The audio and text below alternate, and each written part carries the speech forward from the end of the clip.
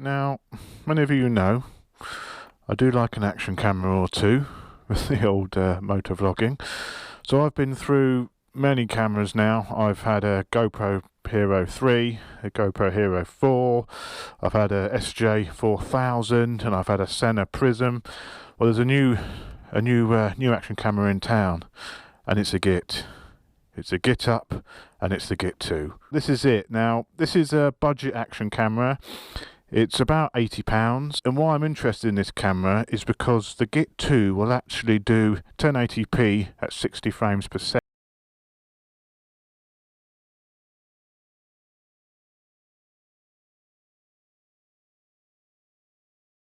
The Hero 4, the Hero 3, the SJ4000 and the Sena Prism as well, and we'll do some video comparison tests. But first of all, let's look at the actual camera itself. So it comes in a nice little box, which you don't get with the other cheaper cameras like the SJ4000, that just comes in a plastic bag. Inside you get the camera nicely mounted, waterproof casing, nice little foam inserts, you know, it's all very nice. It's all very nice indeed. Also in this other part of the box you get some accessories. Charger, USB charger, and some other bits and bobs in here. The mounts, camera mount, you've got a mount just to have it without the waterproof casing. Another mount so you can run it on a normal tripod. Handlebar mount, and some little adapters, right angle adapters, etc. So you get the basic equipment really, what you need to get you up and running. Now this is the Pro model. This comes with the waterproof casing and all those gadgets. If you get the standard, you don't get the waterproof casing, you don't get any of the accessories. Good thing about this camera, it uses the standard GoPro fitting, which is fantastic. Also you come with an optional remote control for turning it on and off, operating the camera remotely. It has Wi-Fi, so you get a remote to stop and start, which is great. That's relatively cheap as well. It's not expensive. Okay, so here is the camera itself. First thing you notice about it is, first of all, the strange wheel arrangement on the side, and also the fact that it's actually quite a wide camera. It's actually wider than the Hero, but the good thing about it is the same depth. So if you're going to use it in a gimbal, it will actually fit the same fitment as a Hero, which is very nice. The RC guys will be very thankful of that.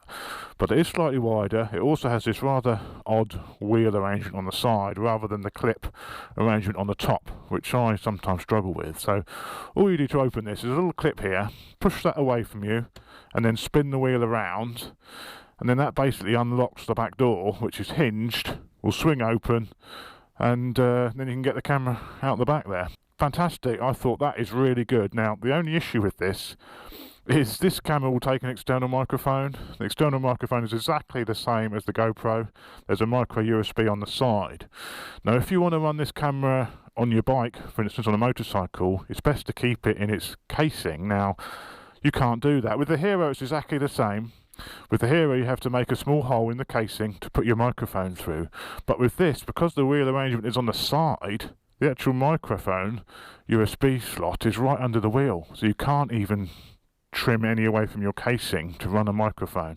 So if you want to run this camera with an external microphone, you have to put it in this little housing. It comes with all these accessories, which is great, and as you can see you can then reach the micro USB mic connection on the side. So here's the camera out of the box. Now straight away I can tell you it's got a quality feel to it. It doesn't feel cheap, doesn't feel like a cheap camera. The plastics used are very nice, you know, there's no sharp edges on it. It's much more of a quality feel to it than say the SJ cam. Turning this baby on, you basically hold the button down on the front for 3 seconds, a bit like the Hero again, and then it turns on. Now it does normally beep, but I have disabled the beep because it's annoying. So let's spin around. Great feature with this again is you've got a on-screen display, which is beautiful. A lot of standard features on here that you'll find on any other action camera. Things which are really nice on this for a budget camera are the 60 frames per second at 1080p. It will also record in 4K, so it's 4K compatible but only at 24 frames per second, and you can adjust that through the menu. So to get into the main setting menu, you hit the Wi-Fi button on the side. That takes you into here. This can be used as a dash cam, so you've got options to do loop recording, Beep on and off. Let's turn the beep on, I'm sure you like a beep.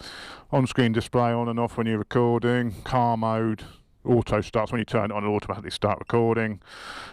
Sleep, auto power off, you know, all the standard options really there. Gyroscopic stabilisation on. Now, so this makes it recording a bit like a gimbal, so it will smooth out your recordings, which is a first really for an action camera. Even the GoPro doesn't have that, so we'll test that out later. 170-degree field of vision, which is the same as the GoPro 4, which is nice.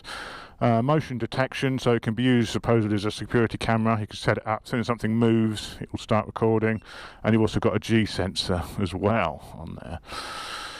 So some good options on there really. So as for a budget camera, I don't think you can be too disappointed with that. There we go, and back to the recording mode. Press the record button, starts recording, obviously, standard stuff. Press it again to stop. Very much like a GoPro, very much like a GoPro in the way it operates. So now you're probably thinking, how does this bad boy stack up against its competitors? Let's have a look. Well, here we are. These are the cameras in operation. So on the left you have the SJ cam, on the right you have the Git 2. Now straight away, look at that image stabilisation of the Git 2. These cameras are both mounted on just a handheld GoPro mount, and you can see the image stabilisation for software on the Git 2 is fantastic. This is the SJ cam here now. You can see it's a little bit grainy, the image quality. Compared to the Git 2, the SJ cam is quite a dark image, where the Git 2 actually has some really good sort of colour reproduction. Now we have the Sena Prism on the left. The Sena is an excellent camera. The colour reproduction is really good. I tend to find the picture can get a little bit grainy at times, but I think it's a good comparison to the Git. I'd say the Git does very well and it's on par with the Sena. The only issue I have with the Sena is just related to it pausing occasionally. It does freeze occasionally, which is very annoying. And here you can see the Git 2 full screen, colour reproduction really good.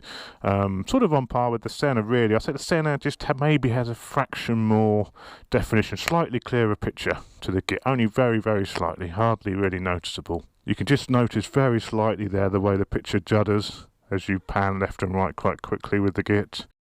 Now here we have the Hero 4 comparison. Hero 4 is a fantastic camera, it's my favourite camera. It's also a very dear camera. I mean, this is the silver version and it does have the edge compared to the Git. The image quality is slightly sharper. Also you have the super view feature on the Hero 4, which gives you a little bit of an extra wider image, and you can see compared to the Git it is clearer. Now one thing I did find with the Git, when you pan left and right it does tend to jump a tiny bit. There's a bit of jumping as I turn like that, which the Hero 4 doesn't do.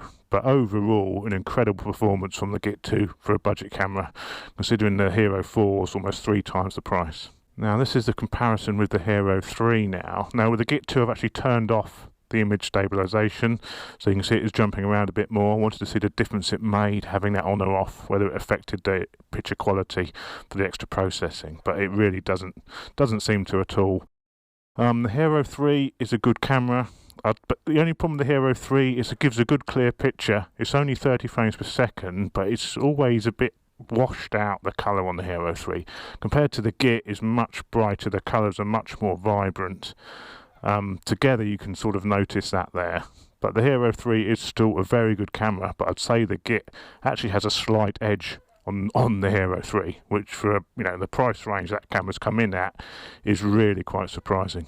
So there we go, that is the comparison. So the Git 2 is an incredibly good camera, really good quality unit. I've had no troubles with the operation, start and stopping, no glitches at all. The only noticeable thing I've had with it is the slight juddering of the picture as you pan it left and right quickly. But there we go. Thank you very much for watching. I hope this has helped you choose a budget camera.